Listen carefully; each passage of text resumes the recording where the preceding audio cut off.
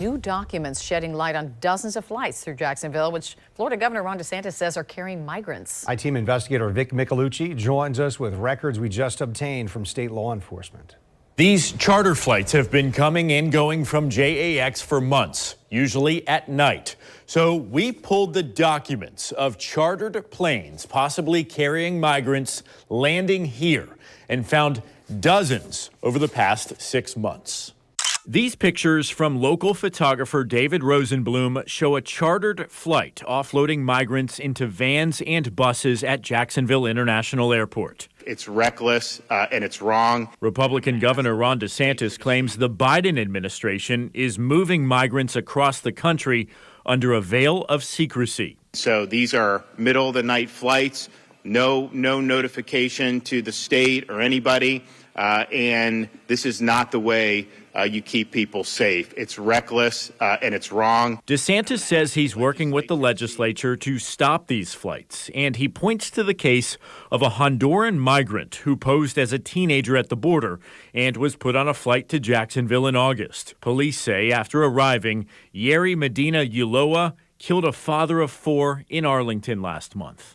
We obtained flight records from the Florida Department of Law Enforcement, which the governor asked to investigate these flights. A spokeswoman saying FDLE developed a reliable and confidential source who provided information about numerous flights coming into Jacksonville. She went on to say they were transporting what was believed to be potential illegal immigrants. These records show 77 chartered flights that landed in Jacksonville from all over, but most frequently Texas, including places like Houston and El Paso. The date range is from April 22nd to October the 6th. One flight had as many as 180 passengers on board, although the number of people on most flights is listed as unknown. Not all of the records make sense, however. One Army flight came from Ireland, for example. Another is a National Guard flight from Norfolk. We've asked the state to clarify. It's absolutely unacceptable. It's a complete national security threat, as well as a threat to our local communities if we have no idea who is coming, because quite frankly, there's been no vetting, there's been no identification, and that's a problem. Republican Congresswoman Kat Cammack, who's on the House Homeland Security Committee, says the government is doing this without even briefing lawmakers. So you, as a member of Congress, do not know where these migrants are heading?